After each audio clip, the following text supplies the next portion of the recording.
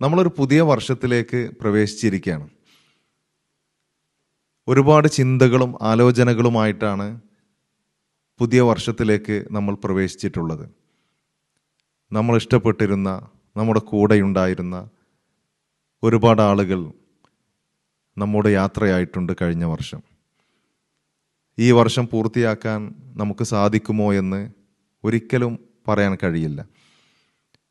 അതുകൊണ്ട് തന്നെ ചില തീരുമാനങ്ങൾ നിർബന്ധമായും ഈ വർഷം നമ്മൾ എടുക്കേണ്ടതുണ്ട്. ഒന്നാമത്തത്, കഴിഞ്ഞ വർഷം നമ്മുടെ ജീവിതത്തിൽ എന്തെല്ലാം പ്രയാസങ്ങൾ, എന്തെല്ലാം അപാകതകൾ വന്നിട്ടുണ്ടോ അതെല്ലാം ഉണ്ടാകില്ല എന്ന് ഉറപ്പുവരുത്താൻ നമുക്ക് സാധിക്കണം. രണ്ടാമത്തെ കാര്യം, പുതിയ കാര്യങ്ങൾ, കഴിഞ്ഞ വർഷം ചെയ്യാൻ കഴിയാത്ത പുതിയ നല്ല നല്ല കാര്യങ്ങൾ ചെയ്യുവാൻ ഈ വർഷം നമുക്ക് സാധിക്കണം. മൂന്നാമത്തെ കാര്യം, നമ്മൾ കഴിഞ്ഞ വർഷം ചെയ്ത ഒരുപാട് നല്ല കാര്യങ്ങളുണ്ട്, അതിൻ്റെ തുടർ പ്രവർത്തനങ്ങൾ ഈ വർഷവും ഉണ്ടാകാൻ ശ്രദ്ധിക്കണം. ഈ മൂന്ന് കാര്യങ്ങൾ ശ്രദ്ധിച്ചുകൊണ്ട് നമ്മൾ ഈ വർഷത്തെ അഭിമുഖീകരിക്കുകയാണെങ്കിൽ തീർച്ചയായും ഏറ്റവും നല്ല വർഷമായി ഈ വർഷത്തെ മാറ്റാൻ സാധിക്കുമെന്നാണ്.